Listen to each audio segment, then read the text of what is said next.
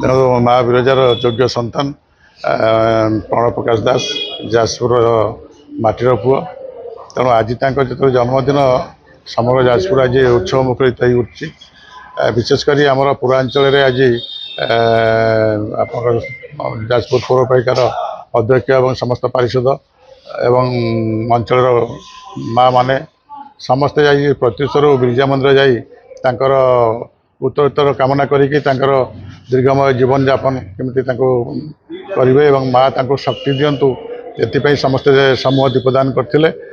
ତାପରେ ଆମର ଆଜି ବର୍ତ୍ତମାନ ଆପଣ ମେଡ଼ିକାଲରେ ରୋଗୀମାନଙ୍କୁ ଫଳ ବଣ୍ଟନ କରାଯାଉଛି ଏବଂ ସେ ଅଶୋକ ଦାସ ଫାଉଣ୍ଡେସନରୁ ବହୁତ ଦୀର୍ଘ ବର୍ଷ ଧରି ଯେଉଁ ଆପଣଙ୍କର ରକ୍ତଦାନ ଶିବିର ମାନେ କରୁଥିଲେ।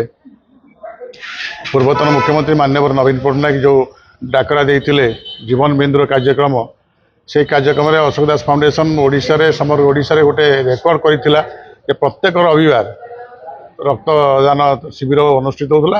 ବହୁ ଯୁବକମାନେ ଯୁବତୀମାନେ ସ୍ୱଇଚ୍ଛାରେ ରକ୍ତଦାନ କରୁଥିଲେ, ଯାହାଫଳରେ କି ଯେଉଁ ଥାଲାସେମିଆ ପେସେଣ୍ଟ ମାନେ ଅଛନ୍ତି ସେମାନଙ୍କର ରକ୍ତହୀନତାକୁ ଦୂର କରିବା ପାଇଁ ଯାଉଥିଲା।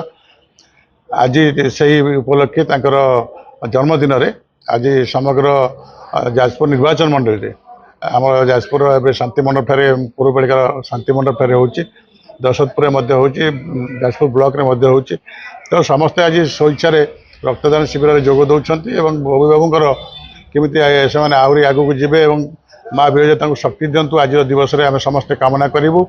ଏବଂ ଯାଜପୁରରେ ବବି ବାବୁ ଗୋଟେ ବ୍ୟକ୍ତିଗତ ସମ୍ପର୍କ ସମସ୍ତଙ୍କ ସହିତ ଅଛି, ଯାହାଫଳରେ କି ତାଙ୍କୁ ସମସ୍ତେ ଭଲ ପାଆନ୍ତି, କିଏ ତାଙ୍କୁ ଭାଇ ଡାକେ, କିଏ ତାଙ୍କୁ ପୁଅ ଡାକେ। ତେଣୁ ଏହି ଭାଇଚାରାର ସହର ଭିତରେ ବବି ବାବୁଙ୍କର ଆଜିର ଜନ୍ମଦିନକୁ ନିଆରା ଢଙ୍ଗରେ ପାଳନ କରୁଛନ୍ତି ଯାଜପୁରବାସୀ। ଦେଖନ୍ତୁ ଆଜି ଆମର ପ୍ରିୟ ନେତା ଗୌରବୀ ଆମର ଯିଏ ଯୁବ ସମାଜର ଆଦର୍ଶ, ତାଙ୍କର ଆଜି ଜନ୍ମଦିନ ଯେ ବିକାଶ ପୁରୁଷ ଯାଜପୁର ବିକାଶ ପୁରୁଷ ତାଙ୍କରି ଆଜି ଜନ୍ମଦିନ। ମା ବିରଜା କରନ୍ତୁ, ସେ ସୁସ୍ଥ ରୁହନ୍ତୁ, ଦୀର୍ଘାୟୁ ରୁହନ୍ତୁ। ଆଜି ତାଙ୍କ ଜନ୍ମଦିନରେ ଆମର ମ୍ୟୁନିସିପାଲିଟି ତରଫରୁ ଗୋଟେ ବିରାଟ ରକ୍ତଦାନ ଶିବିର ଆୟୋଜନ କରାଯାଇଛି, ଯେଉଁଠାରେ ସ୍ୱେଚ୍ଛାକୃତ ଭାବରେ ସବୁ ଯୁବକ ମା ମାନେ ଆଉ କିଛି ଭଉଣୀ ମାନେ ଆସିକି ଏଠି ତାଙ୍କ ନିଜ ସ୍ୱଇଚ୍ଛାରେ ରକ୍ତଦାନ ଦେଇଛନ୍ତି। ଯେହେତୁ ବବି ବାବୁଙ୍କ ପାଇଁ ଯେହେତୁ ଆମ ଯୁବ ସମାଜ ପାଇଁ ସେ ଗୋଟେ ଆଦର୍ଶ, ସେଥିପାଇଁ ସମସ୍ତେ ଆଜି ଉତ୍ସାହିତ ଅଛନ୍ତି। ଯାଜପୁର ମ୍ୟୁନିସିପାଲିଟି ତରଫରୁ ଆମେ ଯେଉଁ ଆୟୋଜନ କରୁଛୁ ସମସ୍ତେ ଆଜି ଉତ୍ସାହିତ ହେଇକି ନିଜ ଇଚ୍ଛା ଅନୁସାରେ ସବୁ ରକ୍ତଦାନ ପ୍ରଦାନ କରୁଛନ୍ତି। ଆମେ ତ ପ୍ରଥମେ ମା ବିରଜାଙ୍କ ପାଖରେ ତାଙ୍କର ଦୀର୍ଘ ଜୀବନ ସୁସ୍ଥ ଜୀବନ ନିଶ୍ଚୟ କାମନା କରିବୁ। ଏବଂ ଆଜି ଯେଉଁ ରକ୍ତଦାନ ଶିବିର ହେଉଛି ଏଇଟା ତ ଆପଣମାନେ ଜାଣିଛନ୍ତି, ଏଇଟା ନୂଆ ନୁହେଁ, ଯାଜପୁରବାସୀ ଜାଣିଛନ୍ତି ସମସ୍ତେ। ଆମର ରେଗୁଲାରଲି ବ୍ଲଡ ଡୋନେସନ ଆଗରୁ ବି ହେଉଥିଲା, ଏବେ ବି ଚାଲିଛି। ପ୍ରତ୍ୟେକ ବଡ଼ ବଡ଼ ଅକେଜନରେ ସେ କୁହନ୍ତି ଯେ ମୋ ଜନ୍ମଦିନଟାକୁ ମୁଁ ଏମିତି ହସ ଖୁସିରେ ପାଳନ କରିବା ଅପେକ୍ଷା ଲୋକଙ୍କ ପାଇଁ କିଛି କରିବାକୁ ତମେମାନେ ସମର୍ପିତ ହୁଅ। ତେଣୁ ସେଥିପାଇଁ ଆମର ସକାଳୁ ଆଜି ମା ବିରଜାଙ୍କ ଦର୍ଶନ ପରେ ରୋଗୀଙ୍କୁ ଫଳ ବଣ୍ଟନ କରାଯାଇଥିଲା ଆମର DHHରେ, ପ୍ଲସ୍ ଏଠି ବ୍ଲଡ ଡୋନେସନ ଚାଲିଛି 3 ଜାଗାରେ ଆଜି ଚାଲିଛି, କେବଳ ଯାଜପୁର ମ୍ୟୁନିସିପାଲିଟି ନୁହେଁ ଉଭୟ ବ୍ଲକରେ ମଧ୍ୟ ଚାଲିଛି।